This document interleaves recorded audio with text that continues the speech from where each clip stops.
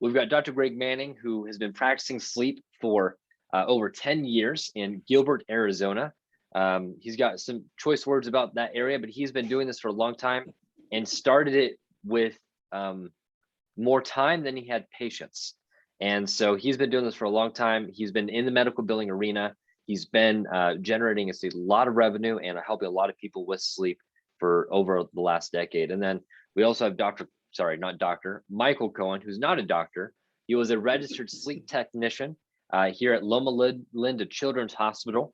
And he actually used to do pediatric sleep studies in the lab, eventually going on to build sleep centers and work with physicians to build physician networking relationships and ordering tests and CPAPs and things of that nature, and eventually founded Awaken to Sleep. And Awaken to Sleep, before we started doing the education, coaching, and diagnostic services we do now, was just a home sleep testing company built solely on physician relationships here. So you've got Dr. Greg Manning, who's been doing this for 10 years, and Michael Cohen has been doing this for over 17 years in the sleep space at your disposal today. So bring some great questions.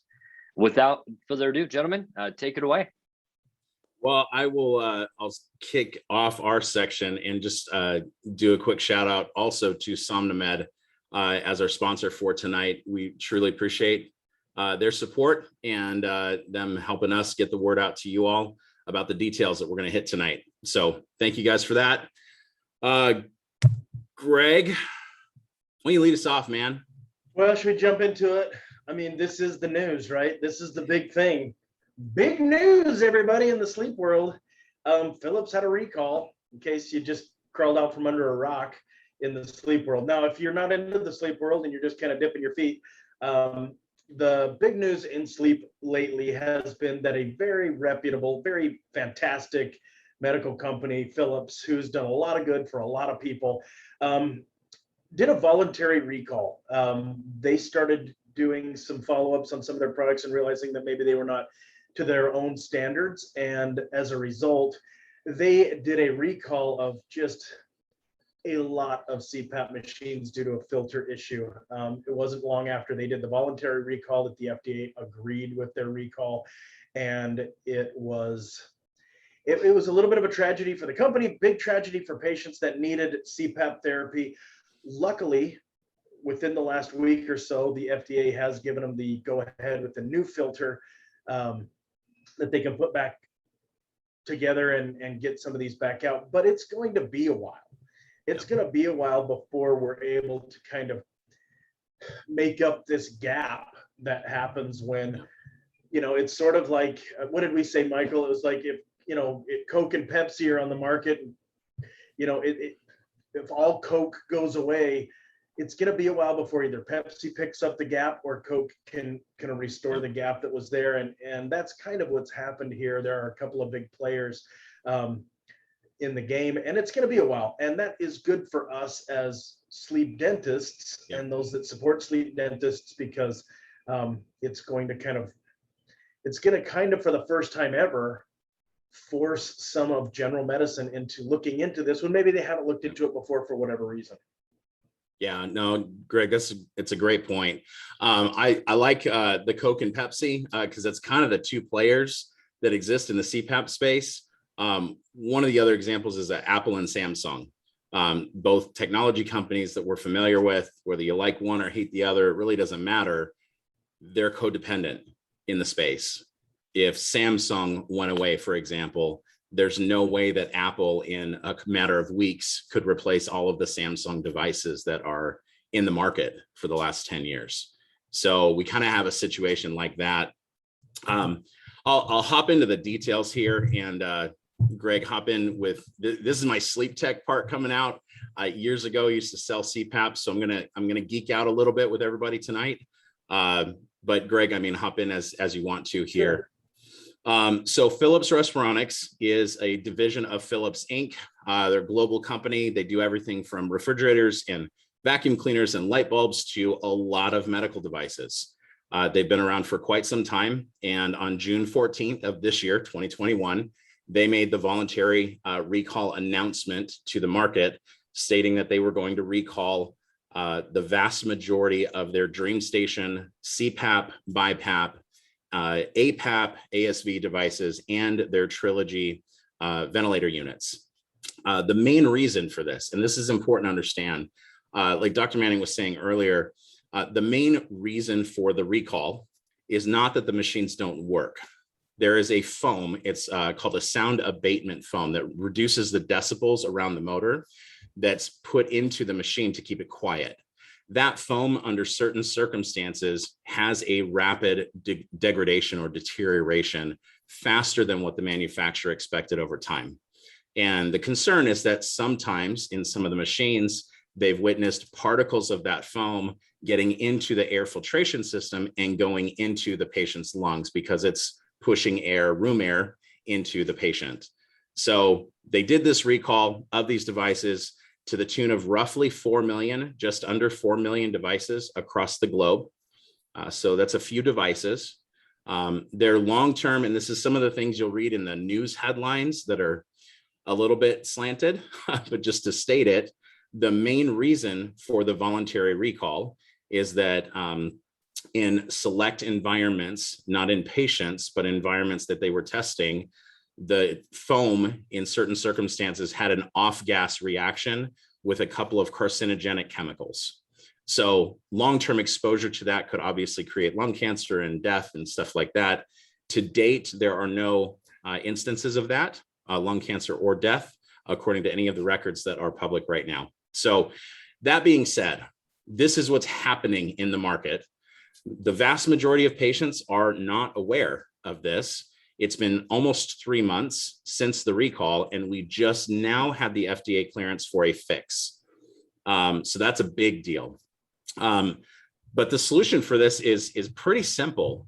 They have to replace the foam in the CPAP units. The problem is it's on 4 million devices. So there's going to be a backlog, if you will, of devices. I can tell you that from a personal standpoint, my mom and my wife both have a Philips DreamStation CPAP. I've submitted the serial number, went through the process, and we're in the queue, like a lot of people. But I think one of the biggest things that exists is that there isn't mass distribution of the information to patients. When I contacted our physician, he had no idea about this. So yeah, you know, Michael, I was going to say, it's interesting how this is starting to fall to dentists kind of out of the, it kind of came to everybody out of the blue. I mean, we had a big summit with Somnomed in May, and none of this was even a thing. And we were talking about doing a lot of things in this medical initiative, trying to get out with physicians and talk with physicians and sort of this North Star concept where we're treating everybody and making sure that everybody is treated. And then all of a sudden, one of the major, huge treatment options just goes away and creates a vacuum that needs to be filled. Well, like you were saying, this other piece can't fill that vacuum completely. And physicians they're not in the know all the time on this kind of stuff, because in the general physician world, this doesn't affect them. I went golfing with one of my best referral sources not long ago, and he was somewhat unaware of what was going on. So it almost was like this dentist is telling him about what happens when his patients are going to get CPAP machines and DME, and how they're struggling and how they're getting on wait lists and how that is affecting them. And I think that now that these physicians are starting to realize this, and there isn't that avenue anymore, kind of the nice thing for dentists is that it's starting to fall to us, even though maybe some of these physicians never really thought about looking to dentists. They're sort of almost quasi forced into it. And I think it's going to be great, because we know as dentists that treat sleep, what a good job we can do and how helpful we can be. Right. And now we're going to have this chance to show some of these physicians back, you know, what we can do. So I think it's a kind of good time for dental sleep medicine. Yep. Chad. Hey, yeah, we got a couple questions. So first question already is, three. We have 3 questions right now. Why would anyone want to wear a CPAP after a recall like this? 1, 2, what are our severe patients doing during the recall? You know, they're supposed to be on CPAP first, but now they're not supposed to be on CPAP. So what are they doing? And the third one, which I think fits perfectly together, is do you know if Medicare is going to adjust their same and similar requirements because of the recall? Yeah, I'll go ahead. I was going to say, you want me to take 1, you take 2? Hit it, man. Number 1, why would somebody want to wear a CPAP? look, if you find CPAP wearers that are tolerant of their CPAP machine, they love it, they snuggle with it, it's their best friend, it goes everywhere with them. And truthfully, for some patients that are severe, that needs to be the case. They need to develop a long-term relationship with their CPAP machine. It's now falling to us to where we can treat those mild and moderates as first line therapy, meaning they don't need to go have CPAP first. And I think you're right. I think why would somebody with a very mild case of sleep apnea want to wear a CPAP? Well, maybe they wouldn't. It's just, do they know about oral appliance therapy, which I think brings you to the next question. Yeah, and I'll add to that. I mean, what do severe patients do? Kind of the same thing they've been doing before, as well as everybody else who's had their unit recalled. So to step back, the legal guidelines, Philips came out and did a voluntary recall that said everyone who has these devices with one of these serial numbers should stop using their device and consult with their physician.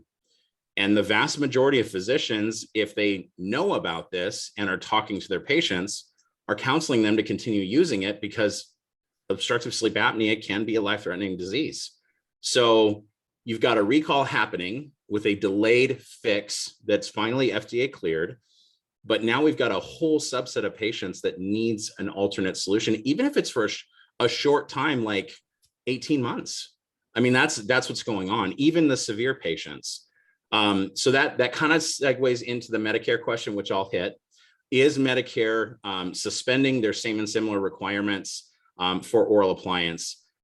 To be clear for everybody, if you don't know medical billing language, Medicare will pay for either a CPAP or an oral appliance under most circumstances, one or the other, within 5 years. So that's a burning question. Is insurance going to cover another CPAP or an oral appliance? The answer is we don't have an answer to that. So Medicare has not come out and made a statement to our knowledge at this point today that they are going to suspend those guidelines. We've seen other insurance companies, private insurers, on a case-by-case basis. We've heard that they are still enforcing we're not going to replace your CPAP within the 3 or 5 year mark that we already have, because we've paid for one, you need to wait for the fix. So a lot of patients are scrambling right now. And frankly, just to be very candid here, we don't need to use fear in our patients to motivate them to get treated. Please don't do that. That's not the take home here. This is a factual recall in the industry that exists. It happens to be a really positive talking point for garnering better physician relationships with you as a dental professional. So let's use that. Let's help people, be an advocate for them and point them in the right direction, but also use this as the connector to those physicians. And frankly, there's so many people with CPAPs right now that don't use them, or that have, I mean, holy cow, the ones that are using them, now some of them can't. We just need to be a home for those people to go to, even if it's for interim care. Like I said, for that probably 18-month mark, which is what they're expecting to have these fixes long-term take. Chad, another question? Yeah, so it's playing on the 18-month mark. So you got patients who are getting their CPAPs fixed. Are we making them temporary appliances, or are we making them custom fabricated appliances? What should we do for patients who are pending a repair such as? We're making regular appliances. Temporary appliances are temporary appliances, and they're fine for what they're fine for. But if you're talking 18 months to 2 years, I would make a regular appliance. Whether you choose as a sleep dentist to make that at a rate that you choose that's different for these patients. And I think it's probably worth noting that a lot of these DME companies are triaging they are trying to get the more severe patients that, and I think even the DME companies kicking and screaming are starting to send more people to dentists, that they can't triage into a CPAP machine. The other thing that I would say too is, for us as dentists, so often we want to, and we'll get into this a little bit later, so often we want to get these physician referrals. We feel like, if somebody was referring to me, I would just milk and honey, and we're just making all these appliances and everything's wonderful. But you felt a little awkward about going out and doing that, making these contacts with physicians. Great time. You already show up with a pretty fantastic talking point. Yep. Yeah, and I mean, folks, if this is the first time you're hearing this stuff, you can email us at Awaken to Sleep or submit a request in our chat. Respond to the email that Chad said you all are going to get for your CEs. We want to be here as a resource for you. As you're going out into the physician community and talking to them, at least have your minimal fact sheet of what you're talking about, so it's on the money. So you're not saying something that doesn't exist in the market. But just go out there and start. Like what Greg just said, there's no better time than right now, because there is a dire need for the help, whether people realize it or not. And the more you can be a resource to your local MDs, the more that they're going to respect that cohesive, collaborative relationship together with you. So on that note, I'm going to force us to go to slide number 3 for tonight, because we do have a little bit more content. And if we stay here for all the questions, we might be stuck. So there are 4 questions that belong on every single one of your health history forms. Dr. Manning, Greg, do you want to tell us what those 4 are? Do you want me to take the lead on that? What do you? Well, go ahead. Well, we can kind of go back and forth. I think one of the things that, as you know, as sleep dentists, we're going to get into this a little bit later. Where do we find our patients? Where do we get patients that we treat? I mean, our number one referral source should be our own practice. I mean, we're seeing patients every day, and we're right kind of in the heart of darkness where everything starts. We should be screening our own patients. And I think it's a very easy question to start off and just ask these patients that we might suspect, or even if we just put it on our health history form, a simple yes or no. Do you wake up feeling refreshed? Do you wake up feeling rested? That's an easy one for patients to say yes or no to. It's a fairly benign, simple question that somebody can say yes or no. Do you feel good when you wake up? Do you feel like you just had 6, 7, 8 hours of sleep when you wake up? And if that's something that you don't have on your health history form and you want to put it on there so you don't have to ask it yourself, or if it's not on there and in the meantime while you're trying to get it on there, you have your hygienist or your assistant or you ask, I think that's a good conversation starter. Yeah, I'd say number 2 goes hand in hand with that. Have you ever been diagnosed with obstructive sleep apnea or another sleep disorder? So had a sleep study. That's pretty important. The 3rd one goes along with that. Have you ever been prescribed a CPAP machine, and do you use it nightly? If yes. So often, you know, what's funny about that is, so I've got this big 5-foot poster in my lobby of a guy that's got like CPAP hose wrapped around his neck. And I'm not anti-CPAP. In fact, I'm extremely pro CPAP, but there's a lot of patients who are very anti-CPAP and very much not pro CPAP. And so, you know, I think this picture kind of shows the struggle that a lot of people have, maybe on an extreme level, but we have that sitting in our lobby, and you would be surprised how many people bring that up with us. Like, what do you do so that I don't have to use my CPAP? Well, if you don't have a 5-foot poster in your lobby about that, or you don't have anything in your operatories, what a great question. Have you ever been diagnosed? It is shocking how many patients I've seen for years and years and years that bring it up with me. Like, I missed it. I missed asking them that, and they have to bring it up with me. Like, yeah, I was diagnosed. I've got like a pretty nice unit sitting under my bed. It's been sitting under my bed since 2018, you know? So that's a good one. And then I think probably as a follow-up to that, if they have been or have been diagnosed and are using a CPAP, I think it's probably worth asking them, were you affected by the recall? Yep. Yeah, that's a great point. And when you have that on your questionnaire, that some people are going to answer it honestly, some aren't. That's okay. If they check no and then put a line down, well, they just said no to waking up feeling refreshed and alert. So there's a talking point. If they're completely not paying attention, but that last recall one will actually start to get people's attention if they're reading your questionnaire. So it's a good one to add. Chad. Yeah, so when someone selects that option, they have been affected by the Philips recall. And we saw earlier some people in the chat said they did have many patients or people they know who have been impacted. What can a dentist say that's within the scope of license for a dentist to discuss the recall? Like what can you say in response to that box? Well, I'll start this ball rolling, but I'm going to give it to you. I would first ask them what they're doing currently. You know, you're affected by this. Have you chatted with your physician? What direction have you been told to go? And if they haven't had a discussion with their physician, that needs to be the very first thing we say. Now, we do not, under any circumstances, diagnose sleep apnea. We do not diagnose their need for an oral appliance. We are the hired gun. We are going to treat them with what we do, but it all has to come under the auspices of a physician that is diagnosing them with this. So we've got to be super careful just because we've got just because we've got the tools and we got this cute little new fun thing that we can do. We still have to make sure that we're doing it legally, ethically, and under the sort of umbrella of their physician. So that's just as a dentist who gets a little nervous with the ethical legal side of things. The very first thing you need to ask is, have you chatted with your physician about your machine being recalled? Yep. 100%, man. I couldn't have said it better. Stay within your scope. You don't have to deviate. Yep. You treat sleep apnea, you have a tool to do that. You always operate underneath of a physician's umbrella, meaning a sleep study interpreted by a sleep doc, recommendations for treatment, all that stuff. Don't go hog wild with patients that their units recalled. Just do you. Do the standard that you normally do and operate within your scope. Ask them if they'd like for you to reach out to their physician. That's a big one. We're talking about physician referrals right now. So ask them if they'd like for you to reach out to their primary care physician and share with them any of the information about the recall, and get that primary care physician's information. That's going to help you populate your lead list that we're going to talk about a little bit later today.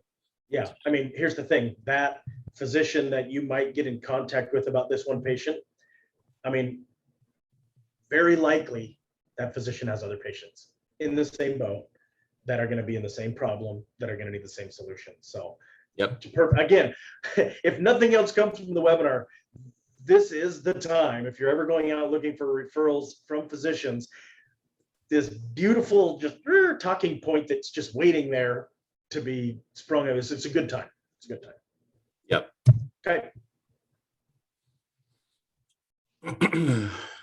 So the next slide that's not moving right now because my screen froze, is we want to unlock physician referrals.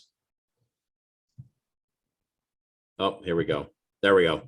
We want to unlock the physician referral network that you all have in your local community. Every one of you has a local set of physicians. If you're in the smallest of small towns, like where Greg grew up, where his best friends were cucumbers in the field, that's okay.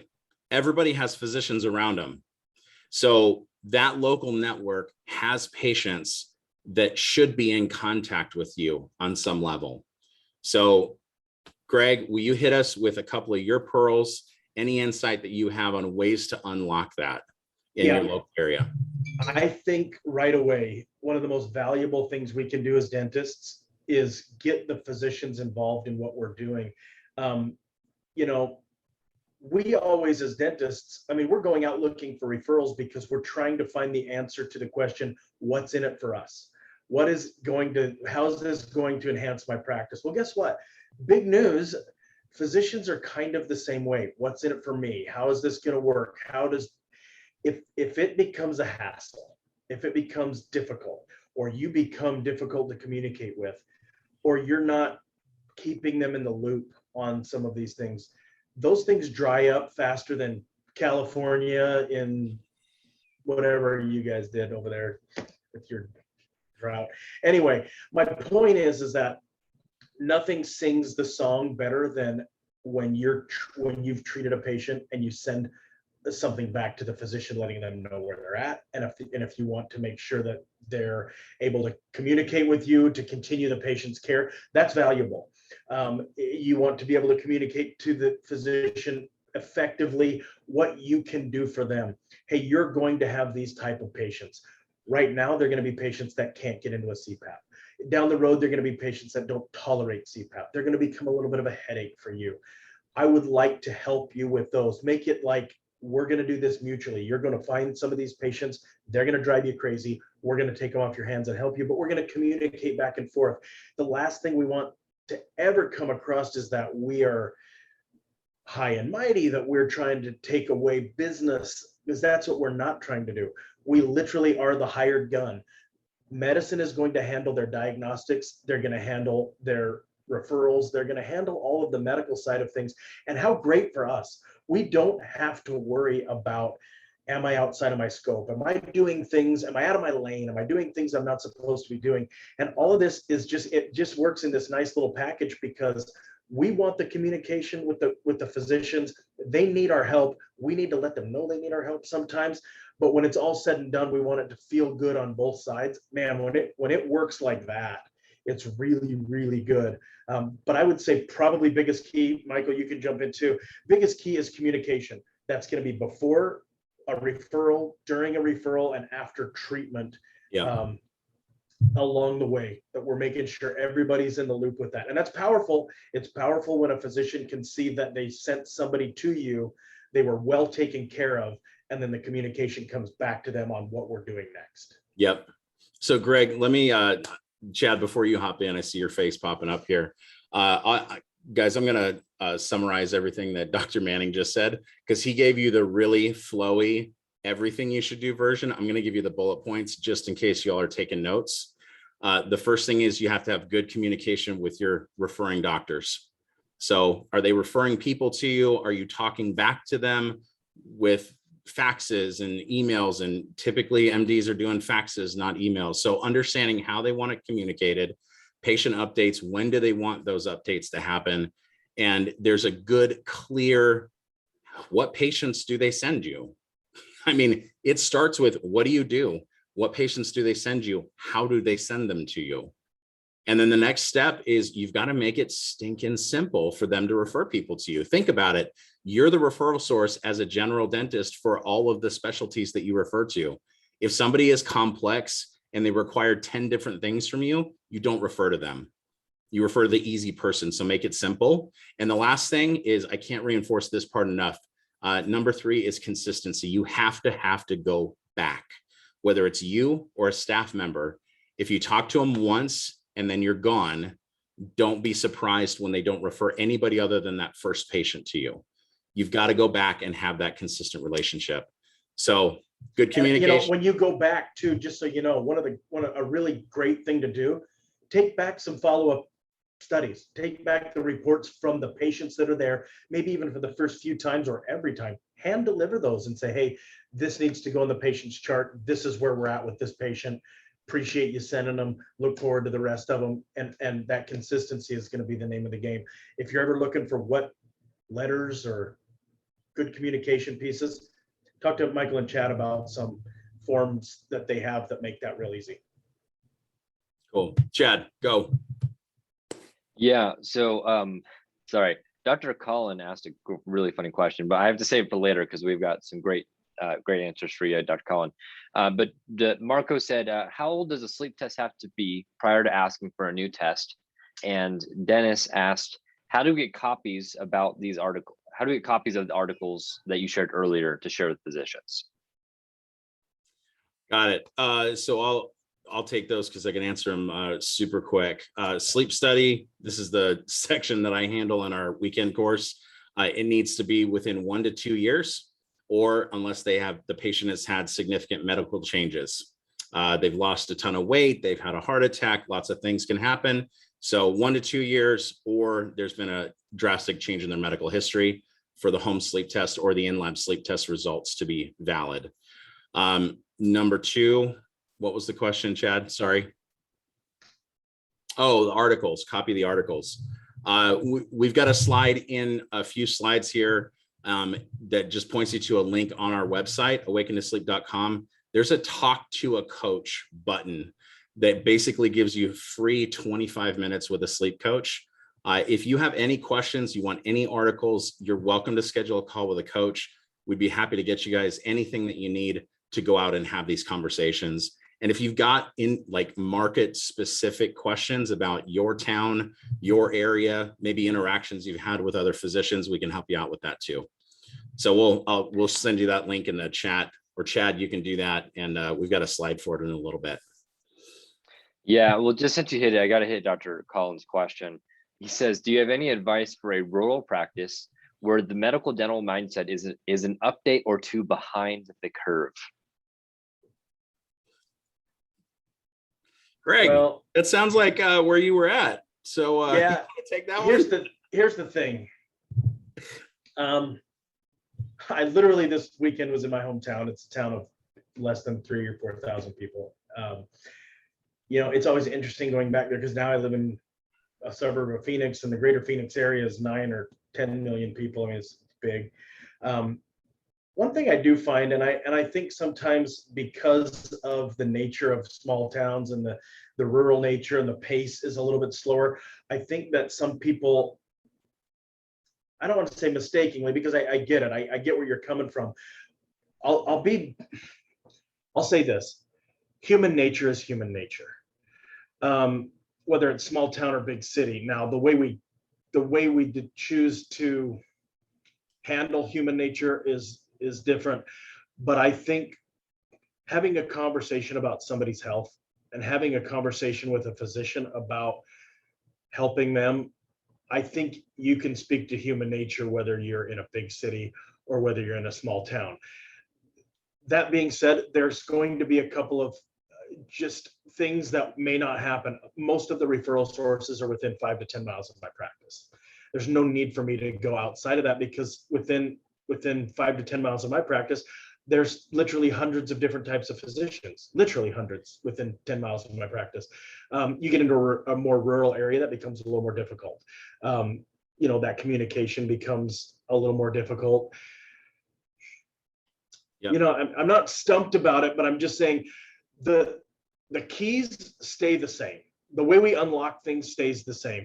Yep. The good communication, positive feedback, all of those things are there. The mindset of the patients is going to have to be maybe a little more specific. And I think you're going to be able, Dr. Collin, I think you're going to be able to answer that better than we are. How do you communicate with your patients about dental work? How do you talk to them? I think often we don't give our patients enough credit. I really truly think that, and I'm not giving Dr. Collin a hard time, anybody. I think human nature is human nature, and when we speak to the soul, we speak to the soul. Yep. Yeah, I would. I just want to add to that. Where there's a lack of awareness, there's a tremendous opportunity. So you happened upon a valley that has never been mined before for gold. That's awesome. It's unfortunate for those patients if that's actually the case, and it is in some places, but where others haven't gone through that conversation, the opportunity is immense. And there's frankly people in places like where Dr. Manning practices that would kill for an opportunity to be the first person to mine the field. So, and I hate to use it in that example, but I mean, candidly, you got patients coming in and out of your dental practice, in and out of medical practices. And there's plenty of physicians who still don't screen for obstructive sleep apnea.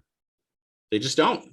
They don't have time. They don't believe in it. It wasn't a thing when they were in school. Lots of reasons. The bottom line is there's a lot of patients out there suffering that have never been screened. There's plenty out there suffering right now that have a CPAP that's been recalled, which is kind of one of the talking points from tonight. So the keys do stay the same, but we can even be a little bit more specific. So I want to get into that after we hear the best and worst. We're going to pause some of the educational piece because I got to hear from Dr. Greg Manning. What's your best physician referral source conversation?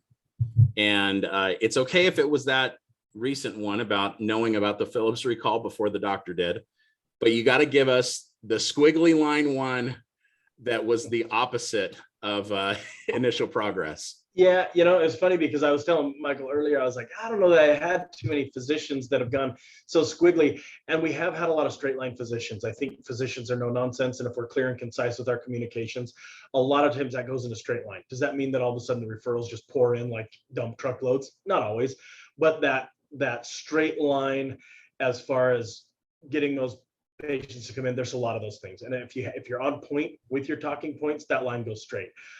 Where we kind of got a little squiggly is Arizona. If you don't know, Arizona is the state where people come to die.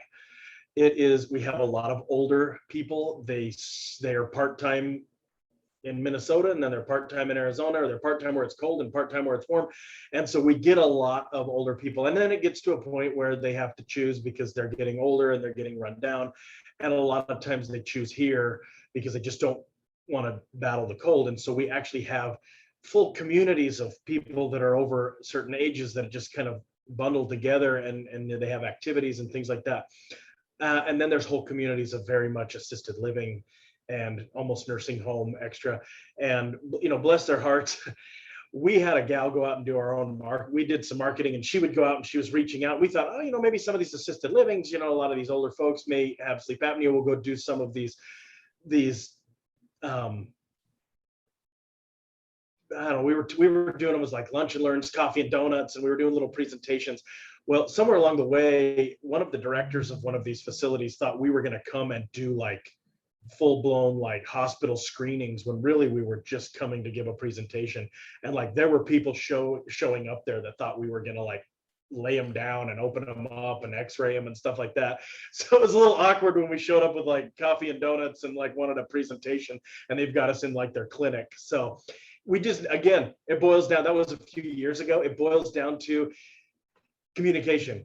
Whichever direction you want to market, communication is best. We did a lot of good presentations, and then we had a presentation that was full on going to turn into exams before we knew it. So anyway, cool. My worst on this is, I'm not a dentist, I'm not a doctor, so I'm not a physician's equal by any stretch. I literally had a cardiologist tell me straight to my face that he didn't have any sleep apnea patients in his practice because he didn't screen for them. And if he did, it wasn't his job. Someone else can handle that, because he was too busy saving people's lives, for real. Next. Yeah. You might get those. Unlikely. The difference. Yeah, I was gonna say, but do you remember, the difference between cardiologists and God, right? Oh my gosh, here it comes. God knows he's not a cardiologist. So anyway, okay. Moving on. The 4 perfect patients for your dental practice.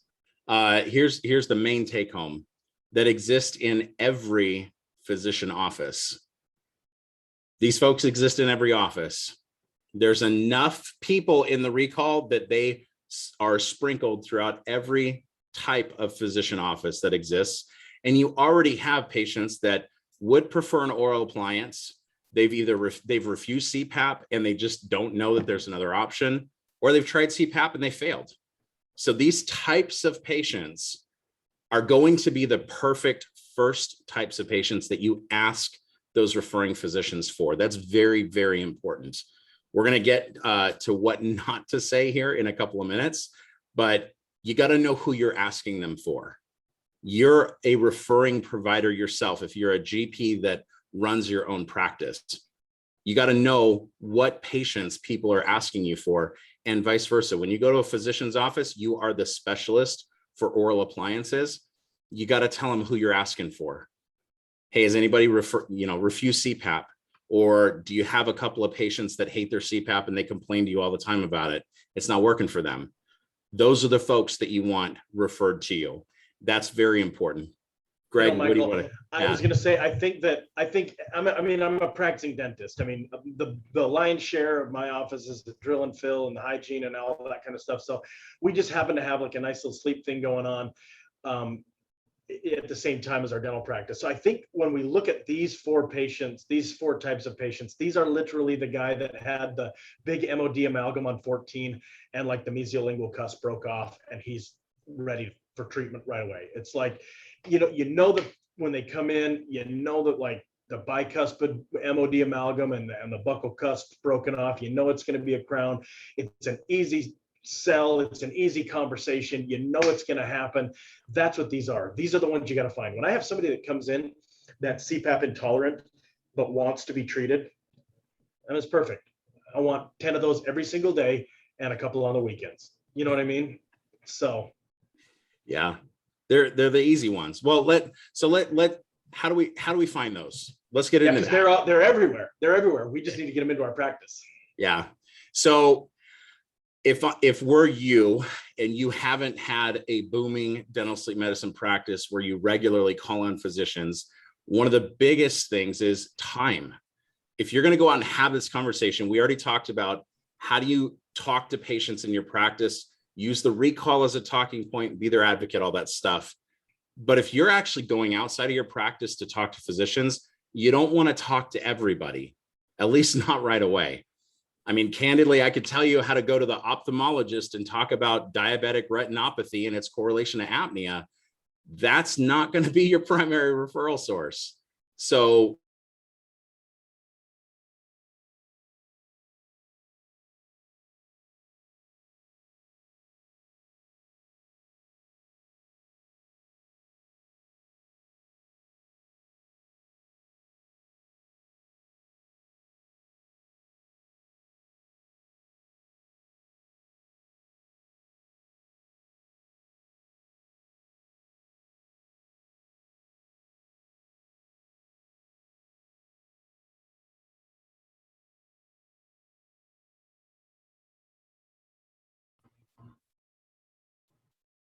I got kicked out. Yeah, we all did. At least I did. Yeah, I got kicked out. So we lost a couple people, but I think we're back. So can you ask that question again, Mike? I don't think we heard you. You're muted. I mean, it's nice, but I've never had that happen. My whole, like, everything just like went down. You guys went away. Yeah. So my question was, Greg, to you. I'll go through the laundry list of like physician specialties and stuff like that from a medical perspective, but you're the sleep dentist. In your experience, where'd you start and what works for you from finding physicians that will refer to your practice? So I live in an area where there are a handful of sleep dentists, and there's even a couple of sleep dental groups that heavy market. I felt like for me, it was going to be ENTs. I felt like ENT was going to be like the closest thing that I needed. And I went to ENTs, and had it not been for my wife's need for an ENT, I kind of got an in with this one ENT group, but it was a brother and a sister. And they still send me patients occasionally. But all of the other ENTs would tell me, well, I've already got, I go to these guys and I go to these guys because they're bigger groups. And they're putting themselves in front of these people all the time, this consistency and communication. But oddly enough, I'm not saying ENTs aren't a great place. Best referral sources for me, general physicians. Family practice physicians are money, bread and butter.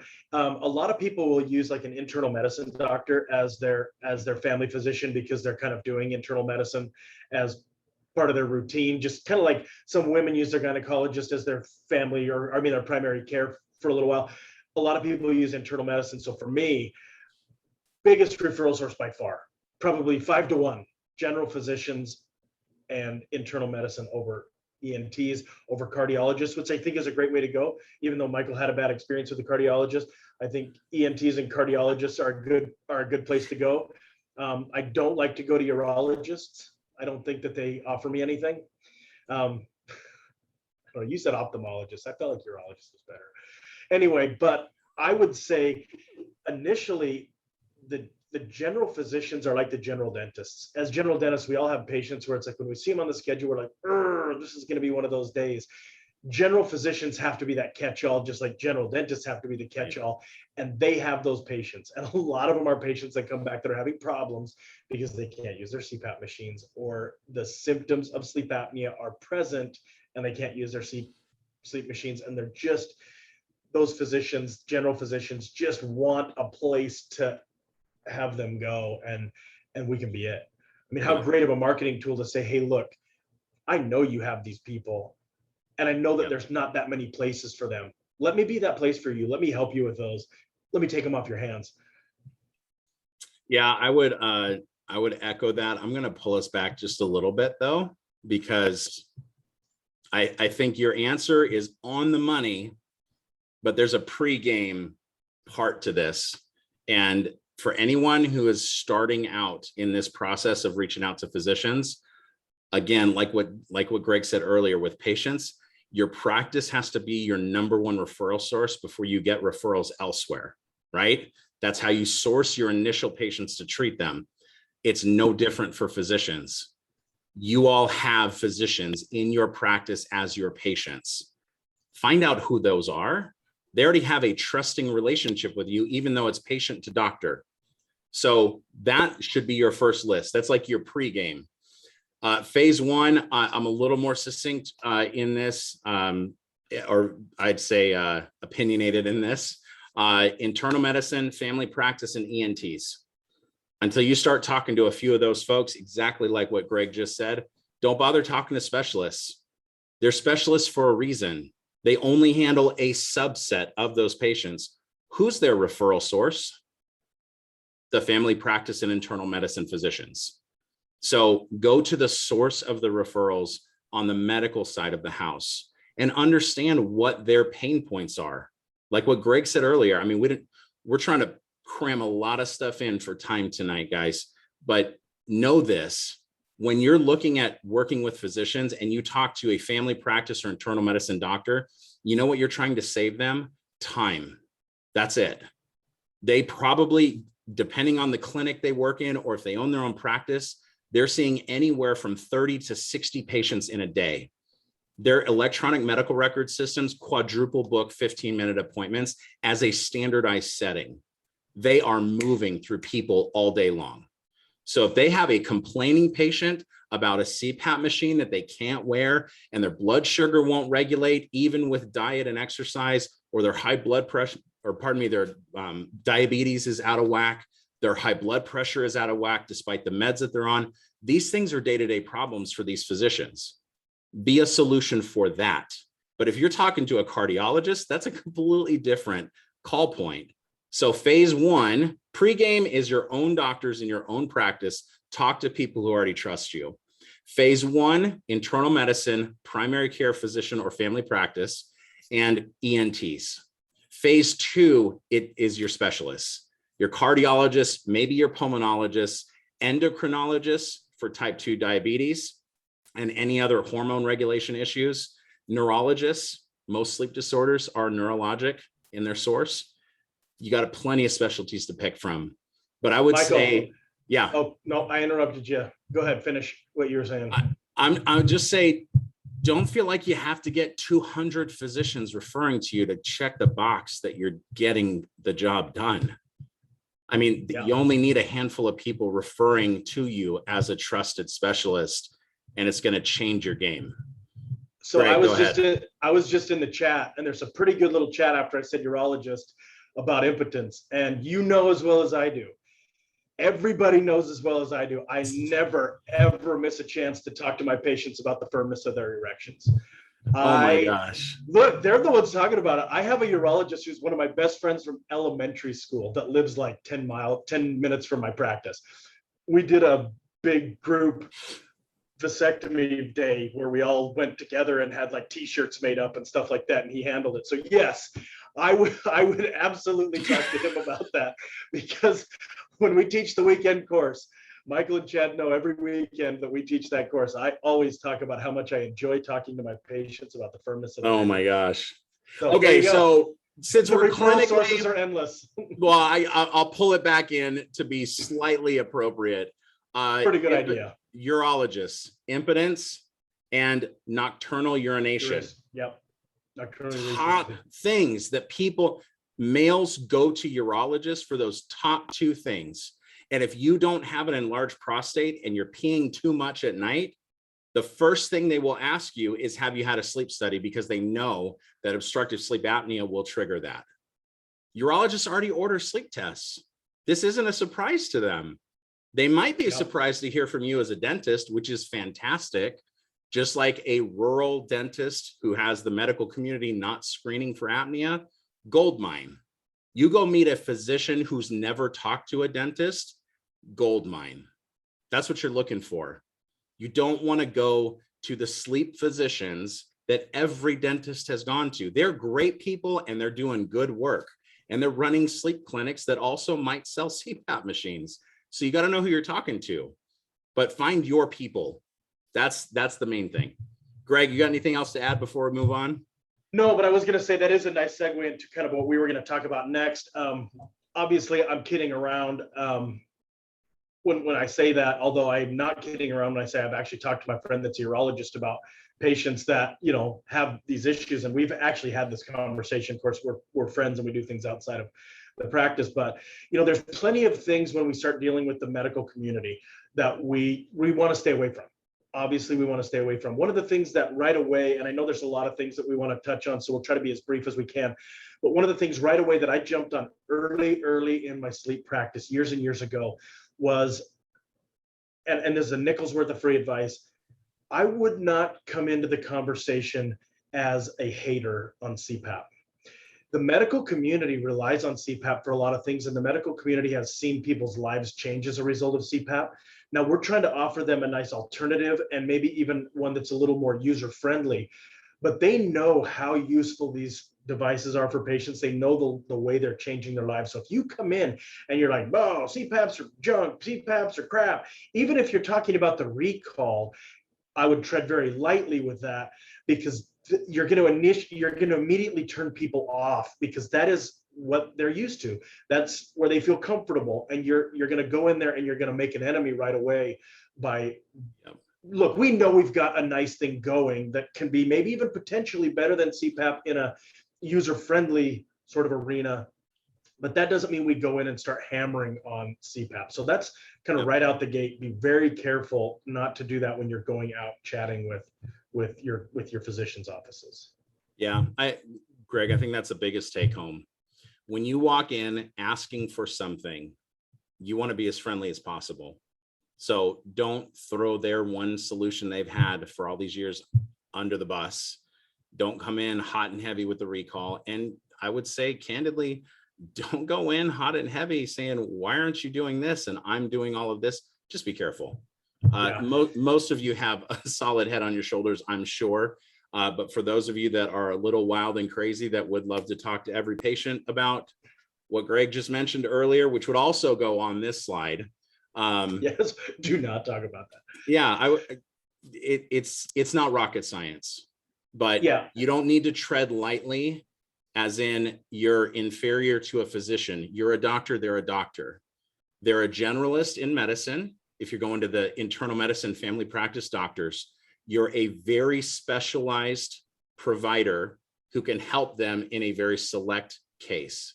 Tell them that. How can you help? What resource can you be to them? And that's it. And then move on. The other, and I think kind of in those same lines, you know, one of the things that I didn't really realize was happening until I started meeting with my, you know, when we were doing a lot more external marketing in the past, was a lot of the feedback I was getting from the girls that were going out marketing was that they felt some of these general medicine and even some more niche kind of sleep medicine guys in the medical side of things really felt like they didn't really know what we were doing. So I think a lot of them felt like we were taking business away from them. Like, well, you're trying to take away what's a big part of my business. So we've got to be very careful in letting them know, look, we only operate right here. So one of the things you never want to use ever is the D word. You do not want to use the D word, and that D word is diagnose. We do not, under any circumstances, diagnose sleep apnea. Not as dentists, we don't do it. It's not in our wheelhouse. We get ourselves in trouble if we tell people that we're diagnosing them, or if we feel like we can go and circumvent the medical system by trying to say that we're diagnosing or formulating a diagnostic because we can read a sleep test. You got to be really careful. And so that's another thing that's going to be very difficult for physicians to grasp is, well, why is he dying? Why is this like tooth guy? You know, he's just like an oral custodian now, and he's diagnosing like a deadly disease.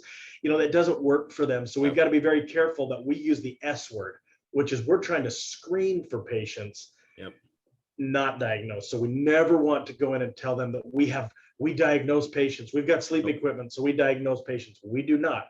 We have sleep equipment that we use as a screening tool, but those sleep studies have to be diagnosed and read by a boarded sleep physician.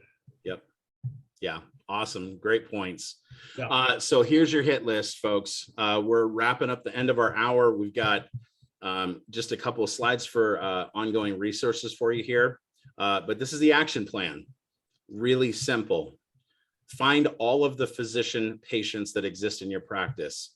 You're likely going to know some of them offhand. You'll also need to ask your team. Make sure you actually write down the list of people, and then look in your surrounding area. If you're friends with somebody, you golf with them, you go to church with them, you have other clubs that you've done with them, whatever. If you know people in the community and you have any other ties with them outside of this conversation, that's going to be your very next effort. If you're willing to, go to your own physician and show them the PowerPoint. Show them, hey, this is what I'm doing, and I want to use you as a sounding board to see how this comes across. You'd be surprised at how receptive your own physician is to that. Buy them lunch, hang out with them for 20 minutes or 30 minutes when they have a chance to do it, and do that. So find your physician patients that are in your practice. Write down, non-negotiable, has to be written down. Write down the names and addresses of the first 10 physicians that you or your staff member is going to go see. Has to be on a list. And then you've got to schedule time to meet with them. Is it after hours? Is it at lunch? What works with your schedule? Maybe it's on Fridays. Just about every physician works on Fridays. Most dental practices are not open on Fridays. If you are open on Fridays, then pick a day. But if you don't write it down and you don't schedule it, it's not going to get done. Greg, anything you want to add on this before we get to the resources stuff? Nope, I think you hit it. Cool. All right, so I promised you a link to the free coaching call. If you go to awaken2sleep with the number 2.com, there's a handful of buttons, a bunch of places on that first page, or if you go all the way to the bottom, you'll see a calendar just like this. Pick your time. It's completely free, no strings attached. If we can help you have a better conversation with your local docs, we'd love to help. That link is also in the chat. If you want to click on that, you can schedule your free coaching call. We'll answer any of your market specific questions. We also have an upcoming course. If y'all have been on our webinars before, or if you're new, we do a course like this. And for the webinar, we give all of the attendees $200 off of the tuition. Tuition includes tickets for you and 4 team members. So that's 5 of you total. This is a 2-day Zoom course, Friday and Saturday, September 24th and 25th. You get 14 CEs each. So that's a total of 70 CEs for $400. We'd probably argue that that's the cheapest CE you're going to find just about anywhere unless it's free. And you're going to have a lot of fun. This particular course is going to be myself, Chad Wooters, who's been our MC for tonight, and Dr. Mona Patel. Mona practices in Pennsylvania. She is a sleep dentist. She's been doing this. Very similar story to Dr. Greg Manning. She's got her own unique take on certain pieces of it, and we're excited to have her here for that course. So if y'all want good information on sleep and a CE course that doesn't put you to sleep, and you haven't died from the sound of our voices tonight, we'd love to invite you out. awakentosleep.com/events, or you can click on the link that comes to you in the email tonight. That will be there as well. And the last thing is we do have another upcoming webinar that is next month with Mona Patel. She's actually going to talk to us about the 4 steps to really get cranking in your DSM program in your office. So that is October 5th at 8 o'clock Eastern. All right, we are 4 minutes over because we had a ginormous amount of questions, and we are thankful for you all asking those. Chad, I'm guessing that you have more questions, and we will stay here until they're answered. Talk to us, yes. Man. And if you're an attendee, the CE link, the course link, and the calendar link are all in the chat. Click the ones you want, hang out, and then afterwards, if you want CE and those resources, PowerPoint, all be sent to you. One quick comment on the course is Dr. Greg and Mike both talked about the fact that physician relationships start inside, not just with our physician patients, but by building cases and reputation by treating our existing patients. And so if you're looking to get started with those patients, definitely come to our course. We'll learn and teach you how to do that. So on that, we do have a couple questions here. Before we get to a question though, I did have someone who wants to say to Dr. Manning, go Bucks, OH. We're going to take down the Ducks this weekend.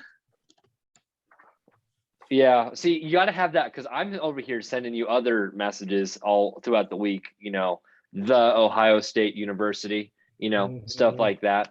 Did I just say, somebody just said roll tide, and I can't say anything. Literally, yeah. I can't say anything. Yes, go ahead and roll tide. I'm hoping this year it's roll tears. Wait. And we get you. That's all we had to say to make you stop talking? Listen, Alabama. We were kidding. Alabama's whipping boy in the national championship last year. We have to take it. Up until then, we had the upper hand on them.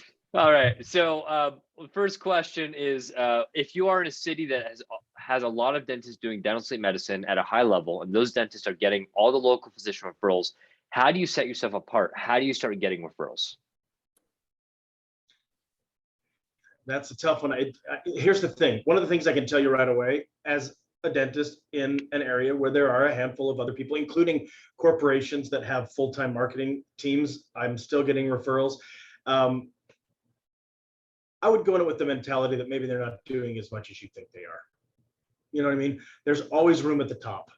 I think if you're doing it well and you're able to communicate, try to communicate better. That's all. I mean, it's tough. It is what it is. I mean, I'm a general dentist in a parking lot with two other general dentists. How do I fight for patients? You try to be cool to them. You try to be nice. You try to do good work. Try to offer them something that they can't get anywhere else, which is like a smile or a friendliness. It's tough. Competitive markets are competitive markets. It's that way, whether it's dental sleep medicine, whether it's general dentistry, whether it's fast food restaurants. I mean, everybody's vying for clients, and so all I can say is there's plenty of room at the top. So yeah, find a way to get to the top. I would say in my background, I did at one point sell CPAPs for a living for a regional DME company. We sold the exact same box that everybody else did and had to go in and ask for referrals every single day. One of the things that you can say in your own words, these are mine, you respect the fact that people have relationships because you have relationships with practices just like that. You also would ask that they send you one person just once to try you out because they never know what they're missing until they try it, and see how you do it. Give them the opportunity to use you once, and that's it. And then you get to earn their business, because if it's that competitive, that's the only way that you're going to start to get that. I will also say, from someone who's been in this industry for a few minutes myself, there is no way that any handful of dentists own a market. With the level of adoption that dental sleep medicine has and the level of adoption that physicians have on their screening, you could go into almost any market. If you want to schedule a coaching call with me personally and prove me wrong, I would love that. But I would say you could find any single market in this country and find physicians that aren't screening for sleep apnea. That means that there's opportunity everywhere. So it's just a matter of what conversation you need to have. If those physicians work with somebody else, totally different conversation than if they don't even know what sleep apnea is and how to screen for it. But you can be a resource to anybody if it's the right conversation. That's a little sharp, but you can do it no matter where you're at. I promise. We have another doctor who says he has one PCP in his area in a 50-mile radius. What is his sell for that doctor? You have one primary care physician in a 50-mile radius. Is that correct, Chad? Yep. You want to give that person time. They see a lot of people. Yep. Yeah. I mean, here's the thing. That's the pitch. That's the pitch. Like, if that's the only one within 50 miles, they're slammed. Plain and simple. The hardest thing is not going to be getting their referrals. If you can offer them more time by taking things off their hands, that's the pitch. The hardest part's going to be getting that pitch in front of them if they're that busy. Yeah. And I mean, there's different levels that you can help physicians like that. If you're in a rural market like that, where there's one PCP within 50 miles, I would wonder where the next sleep specialist is and how far away the sleep clinic is. If you had your own testing equipment and a panel of sleep physicians that interpret those tests, you might be in a unique position where that PCP wants to refer people to you for the entire slam dunk. Anybody who snores or says they have apnea or won't use their CPAP, I'm going to refer them to you. You figure it out and let me know when it's done. I don't even want updates. Just figure it out. Let me know when it's done. Save me some time. If you can garner a relationship like that, that would be a humongous win for your practice. One last question. We kind of already hit on it, but just to kind of wrap up today is I want to learn more about getting referrals from local MDs. Where can I get more info on that? We kind of already hit it, but just to wrap us up, Mike, what do you think? Two things. You can go to the course. We'd love to welcome you there. That's going to be an overview of how to actually implement your entire program, including this topic. That being said, schedule a call with us. Just hop on the phone with a sleep coach and say, what physical things do I have to walk in with? We already mentioned that tonight. You got to walk in with business cards. You've got to walk in with a physical printed RX form, hopefully pre-filled out for the doctor. What articles do you want to bring in? What talking points? We'll give you everything that we've got in that 25-minute time slot. And I mean, for those of you that are way past the introduction to this and you're really trying to make it boom, we do have some advanced coaching that we can offer you if you're in that particular spot. You've got a program that works and you're really trying to ramp it up like gangbusters, then we can have a different conversation as well. But we'll answer any question that you throw at us in that 25-minute time slot. I'd say schedule a coaching consult. If you're looking to ramp your program up and you're really trying to get started or kick it in gear, I couldn't recommend anything other than the course. It's the cheapest, easiest thing that we could offer that has comprehensive next steps in it. So there you go. No shame to that plug. We're after the CE time limit. Both of them have to do with us. We'd be happy to point you in the right direction, no matter how you engage with us. Greg, parting thoughts? No, Michael alluded to it. I'm from a super small town. I grew up as a cucumber farmer. So if the small town cucumber farmer can get something off the ground, I'm pretty sure you can too. I would start with the course. I mean, look, for $400 to get you and 5 of your teammates there, and you get 14 CE credits. Look, this is the one month I'm not teaching the course. Usually I teach this course with them. You know, part of it's going to be like standing at a fire hydrant with a red Solo cup trying to fill it up. They give you everything. You know, they give you everything. Now, whether you can implement everything, that's a different story, and they can talk about that too. But the course is comprehensive. I've been to and even participated in other courses where they hold back in order to get you to buy phase 2, or they hold back in order to get you to sign up for the next course. This is not. This, you will get everything top to bottom, from what is apnea all the way to how to do a financial treatment plan and how to market to physicians, how to do home sleep testing. This is the comprehensive one. So this is where all those questions get answered. And so even though I'm not teaching it this month, which I'm sad about, this is the course. Thanks, man. All righty. Well, thank you everyone for attending. We'll leave the room open for another minute or two, and we're going to close